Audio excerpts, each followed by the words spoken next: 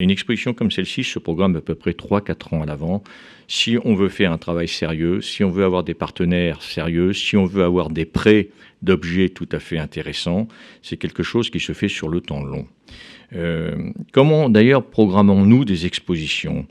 Eh bien, nous les programmons soit sur des dates mémorielles que le gouvernement souhaite, sur lesquelles le gouvernement souhaite mettre l'accent. Et par exemple, pour le centenaire de la Grande Guerre, nous avons produit en 2014 l'exposition Vue du front. Ou pour le 70e anniversaire de la libération de Paris, nous avons produit une exposition qui s'appelait en 2015 Churchill de Gaulle.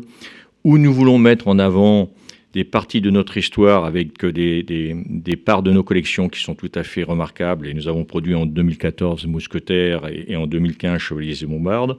Ou alors nous travaillons sur des thématiques qui sont importantes pour notre société. Par exemple, nous avons fait Algérie, Christophe Bertrand est là, 2012, ou Indochine et territoire des hommes, 2013. Tout ça pour vous dire que ça se prépare à l'avance. Et pour vous montrer que ce que je vous dis n'est pas du flan, c'est-à-dire les choses se préparent plusieurs années à l'avance, nous vous montrons les prochaines expositions à venir sur les 3 années. Alors, il est possible que celle de 2019 évolue encore, mais vous voyez que les sujets sont différents. Et il est possible également que vienne s'intercaler une exposition parce que nous jugerions opportun d'accompagner quelque chose, mais ça ne serait sûrement pas en 17 ou en 18, mais parce qu'il y a toujours ce temps long qui est le garant d'exposition de qualité. Alors le propos de l'exposition lui-même, Guerre secrète, il s'agit de quoi ? Il s'agit de l'histoire de l'évolution des guerres secrètes, qui sont une forme de guerre, un mode d'action à la disposition des États. Ce sont ni plus ni moins que les zones grises désignées récemment par Jean-Yves Le Drian, comme le signe de la porosité des frontières entre la paix et la guerre, entre le monde civil et le monde militaire, entre ce qui relève de la politique, de la diplomatie, de l'économie, de la justice, de la police et du militaire. Dans une exposition, et dans un musée d'ailleurs, tout part des objets. L'importance des objets, et si vous voulez bien réfléchir avec moi, pourquoi ces objets sont importants finalement ? Eh bien, si nous allons dans les temps anciens, avant qu'il y ait la photographie, avant qu'il y ait Internet, avant qu'il y ait quoi que ce soit, ramener des objets avait 2 fonctions, ou les conserver. Les trophées, par exemple, c'était la réalité que les choses s'étaient bien passées. On pouvait dire qu'on avait fait une grande bataille, si Napoléon III va au Mexique et qu'il fait une grande bataille et qu'il dit « j'ai gagné », quelles sont les preuves ? Eh bien, si vous venez aux Invalides, vous verrez des canons mexicains pris sur des citadelles, à un moment d'ailleurs où la France gagne, après ça se termine mal, vous savez, cette expédition, surtout pour l'empereur, Maximilien. On n'hésitait pas à ramener des objets d'1,8 tonne des canons pour montrer qu'on avait saisi à l'ennemi. Et c'est le signe également de tout ce qui est drapeau. C'est que le drapeau, c'était une façon de commander. Alors longtemps, on commandait au drapeau. Si on avait pris les drapeaux, c'est qu'on avait pris le chef à côté. Et si on avait pris le drapeau et le chef, c'est qu'on avait gagné. Donc, rappelez-vous toujours que les objets sont la trace tangible que les événements ont vraiment eu lieu. Et puis l'objet également permet la pédagogie. On a une très belle cuirasse qui s'appelle la cuirasse du brigadier Fauveau.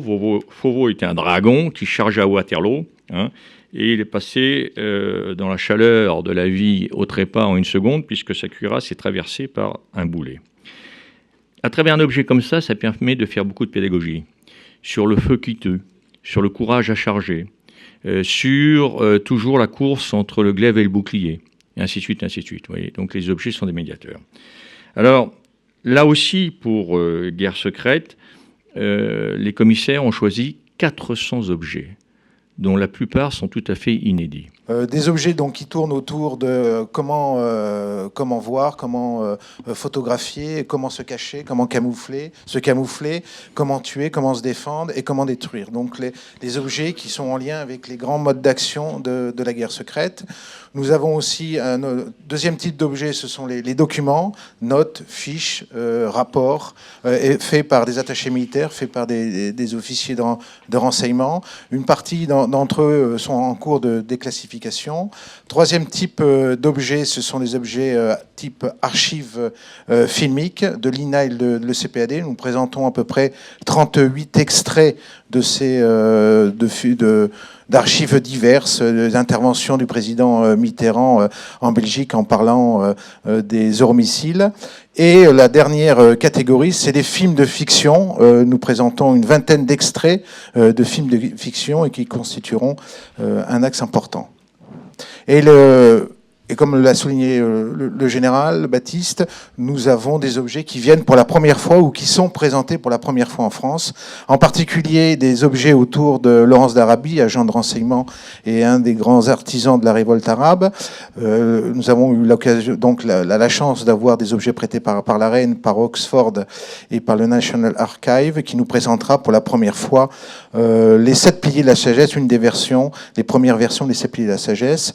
Nous avons aussi grâce à la DGSE et grâce au service action de Kellern, la chance de présenter un nageur de combat des années 50.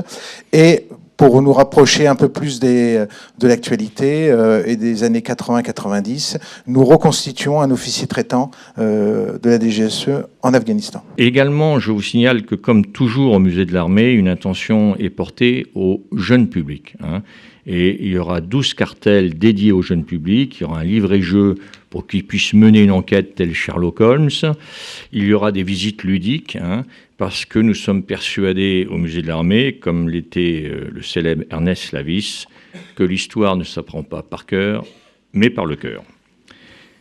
Alors la chronologie de l'exposition, ça va débuter à la fin du Second Empire, avec le début de l'organisation des services secrets, c'est-à-dire quand l'appareil d'État s'en empare. Et puis nous arrêterons à la fin de la guerre froide en 1991. Pour qu'on s'arrête là, il s'agit d'abord d'avoir du recul face aux faits relatés. Il s'agit également d'utiliser la déclassification des documents. Alors vous savez qu'il y a toujours des périodes de cyclicité de déclassification, parce qu'autrement, si on n'a pas accès à ces archives, ce qui demande énormément de travail et d'études, on raconte n'importe quoi. Et enfin, il s'agit de ne pas faire courir de risques aux sources. Donc on rentrera au cœur du secret, au niveau politique et au niveau stratégique, où tout se planifie et tout se conduit, donc avec des chefs d'État et les services secrets des 4 grandes puissances, CIA, KGB, MI6 et SDEC, DGSE, BCRA, SDEC, DGSE. Après, bien sûr, nous ferons un focus important sur qu'est-ce qu'un agent à travers son recrutement, sa formation. Donc là, vous avez donc un échantillon de focus sur les hommes et les femmes des guerres secrètes, puisqu'on a voulu vraiment insister en incarnant cette forme de guerre à travers des personnages, donc des chefs d'État qui sont des créateurs, comme le général de Gaulle, créateur du BCRA, du SDEC, Sir Stewart Mansey, qui est un des grands chefs du SIS, et Marie-Madeleine Fourcade, agent de renseignement, qui a été une grande responsable de réseau, et elle a commandé le réseau Alliance.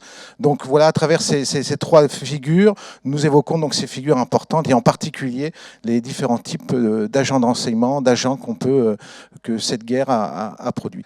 Et la deuxième partie, là on a insisté sur cette exposition, sur les opérations clandestines, parce que quand on parle de guerre secrète, de renseignement, on est focalisé sur la partie collecte et transmission de l'information, et on oublie donc l'opération clandestine qui devient un des moteurs des services de renseignement avec la Seconde Guerre mondiale, avec la création du SOE, la création de BCRA, où toutes les grandes centrales vont mener des opérations clandestines et subversives.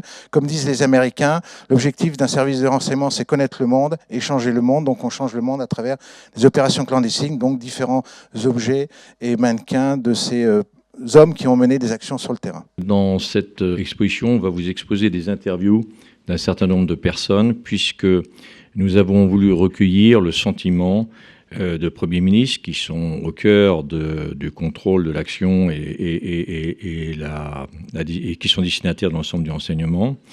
Et également, alors vous reconnaissez M. Michel Rocard. D'ailleurs, pour M. Michel Rocard, si vous voulez, nous nous avons sûrement son dernier interview, puisque nous recueillons à la fois son interview télévisée et un interview croisé qu'il fait avec le préfet Rémi Potra, qui fut son conseiller à Matignon et qui a été patron de la DST, que vous voyez juste sous Louis, le préfet Potra, quelques jours avant sa disparition. Vous voyez également donc des premiers ministres, vous voyez également Pierre Joxe, car Pierre Joxe a été à la fois ministre de l'Intérieur, ministre de la Défense, et c'est lui qui a la volonté de créer la direction du renseignement militaire, suite aux enseignements de la guerre du Golfe numéro 1. Et vous voyez sous M. Balladur le général Heinrich. Le général Heinrich était à l'époque chef du service Action, et c'est M. Joxe qui va lui demander de créer la direction du renseignement militaire. Vous voyez également Daniel Cordier, qui a été un de ceux qui, dans l'ombre de la Deuxième Guerre mondiale, ont pris énormément de risques. Vous savez qu'il était aux côtés de Jean Moulin. Et puis peut-être que la dernière figure, vous la connaissez moins, c'est que nous avons voulu aussi interviewer Jean-François Halin, Halin, qui est le scénariste des OSS 117 et qui raconte comment finalement la fiction s'inspire beaucoup de la réalité et comment elle s'en dissocie. Monsieur Le Drian a préfacé le tout à fait passionnant catalogue dont je vous ai parlé, et il termine sa préface en citant les propos prémonitoires et très émouvants de Pierre Brossolette, héros de la Résistance, mort à 41 ans pour la France. Et je vais vous citer ces propos de Pierre Brossolette parce que ça résume sûrement toute la difficulté d'être un de ces hommes de l'ombre. À côté de vous, parmi vous, sans que vous ne le sachiez toujours, luttent et meurent des hommes, mes frères d'armes, les hommes du combat souterrain pour la libération. Combattants d'autant plus émouvants qu'ils n'ont point d'uniforme ni étendard, régiments sans drapeau, dont les sacrifices et les batailles ne s'inscriront point en lettres d'or dans le frémissement de la soie, mais seulement dans la mémoire fraternelle et déchirée de ceux qui survivront. Saluez-les. C'est ainsi que luttent et meurent les hommes du combat souterrain de la France. Saluez-les, Français. Ce sont les soutiers de la gloire. Voyez, je pense que cette citation qui termine le propos de M. Le Drian, pensez à tous ces gens anonymes qui ont disparu parfois dans des geôles très à l'est, seuls, et puisqu'ils étaient clandestins, non reconnus par leur pays.